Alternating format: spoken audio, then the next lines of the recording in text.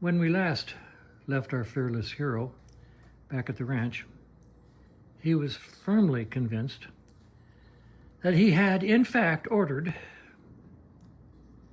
the speedometer drive for this bike. Firmly convinced. Apparently not firmly convinced enough, because when he were called to check on it, he'd never placed the order. Chalk it up to coming back from vacation, chalk it up from trying to work with State Farm on getting the RV repaired as much as one can work with an insurance company. We're still working with them and on that particular project.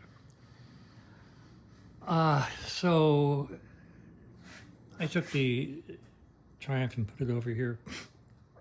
The Speedo drive is firmly on order now, and it's like 110 degrees out, so I'm not going to be doing a lot of riding anytime soon. So I'm sorry for the delay, but your fearless hero screwed up. So I put Fred back up here. I just put him up just now. And I'm going to start, I'm going to try to do some top end work on him today. And last time I was working on him, I was getting ready to put the rocker arms in the head. The head's on, push rods are in, and I'm trying to get the rocker arms in place. And so that's what I'm going to do today. It's 9 o'clock in the morning, which means I've got 2 or 3 hours to work before the heat will drive me out of here. So let's see what I can get accomplished. Okay, I've got all the rockers in, and push rods, rockers, valves, etc. It's no harder to put all this together on the bike as it is on the bench. I mean, really, one of the last things I do. First of all, here's a trick: use a center punch to make a dot right next to the oil feed hole on each of these rocker shafts, and then when you put them in, you can eyeball them as they go in, make sure that they end up lined up. Okay, that's always nice. Now, the last thing I do before I start putting this together is take a probe like so with a tiny hook on it, put it inside, go all the way down, and make sure that the oil hole is actually facing forward, even though you know you did it. You reach down there and you can feel, all right, I've got to straighten this hook out a little bit. It's very fine. Stand by while I straighten this hook out, because I bent it a little bit. Hang on. All right, so I'm back. Take a probe with a very slight bend on the end, just a tip like that. And you can go down into the rocker shafts and make sure that the oil hole is facing towards the outside. It's way down in there, but when you get there, you can actually feel it. You're in the hole. If you turn this around and try the other way, there's nothing there.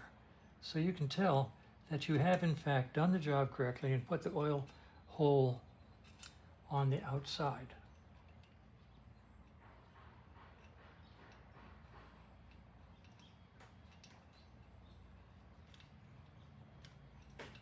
Right there. Turn it around, there's nothing there. Nice and smooth. But you go down here, you can catch it. Okay, so the flats are lined up with the dots that you did earlier, and the oil holes are facing the outer opening of the rocker shaft head holes, whatever. Okay, let's do this side, make sure I got all these lined up properly.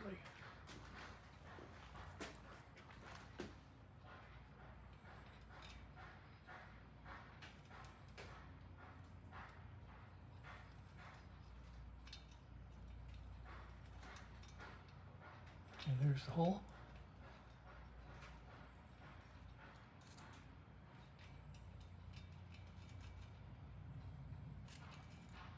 Nothing over there.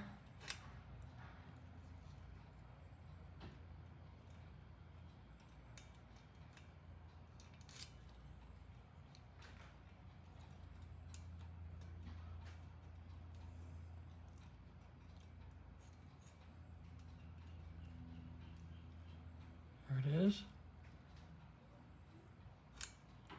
And nothing on this side. Double check this guy.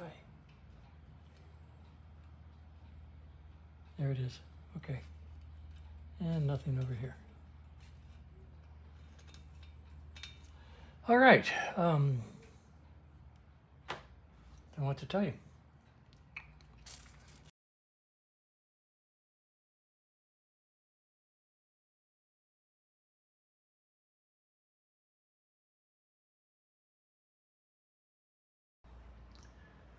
All right, now the valves are set to 6 and 8. They're working beautifully. And over here, I'll show you, I spun the motor since we have the luxury of a starter on this bike. This is a 75.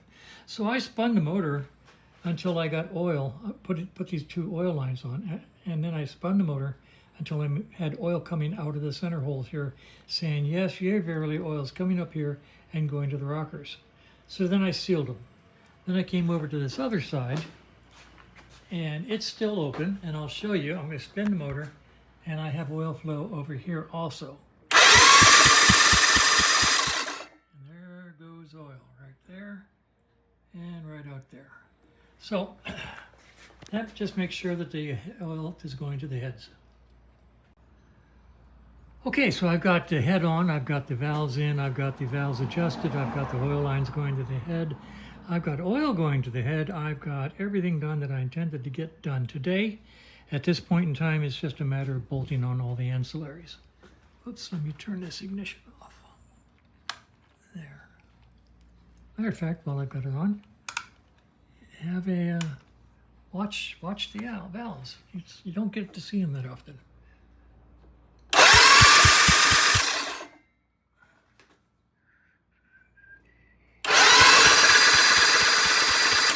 Kind of cool. If you don't have it to 75, and if you don't work on it yourself, you very seldom get to see the rockers work. Kind of neat.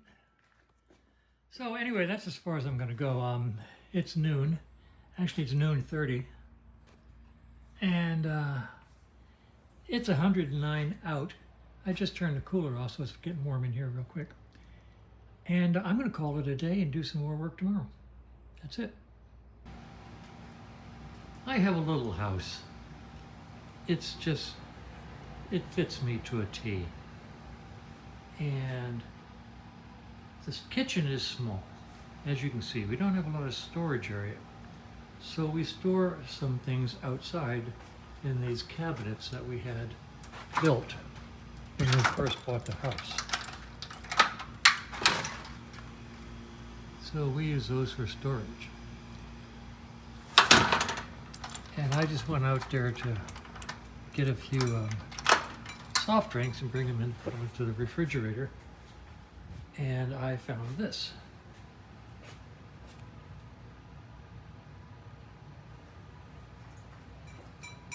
That's 1, 2, 3, 4, 5, 6, 7 hand grenades and a couple that had already gone off. Can you believe that? Oh, I've been here 20 years and I've actually not seen that. So now there is funny. So I would put all of those in the refrigerator. Those are the last. And then I brought my little miniature Coke cans in, and I'm going to keep them inside. By the way, this is milk. I buy this at Costco. These little guys are milk. I guess they're irradiated, and you never have to refrigerate them. You don't have to until after you open them. I buy these because if I buy a quart of milk, I throw half of it away because I don't drink it a lot. But I like milk with cereal, so those come in handy, and I keep some of those in the refrigerator too. Anyway, nice little dining area. Kind of cool, huh? I did that. Anyway, just thought I'd show you what happens in Arizona when it gets warm outside. I might take these two to show and tell tomorrow at the Old Farts PHARTZ lunch, just to show them what can happen. I uncovered these. They're in pretty good shape. They're a little domed, but they're okay. So this is puppy chow, and this is milk. And I put the Sprite into the sink of cold water, and I realized that ain't cold. That's Phoenix cold. That's warm water. Phoenix, where, and this is true, you can take a nice warm shower in the morning using only cold water. And that's the truth, no exaggeration.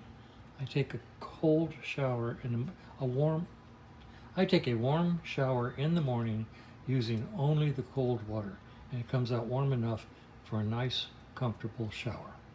How about them apples?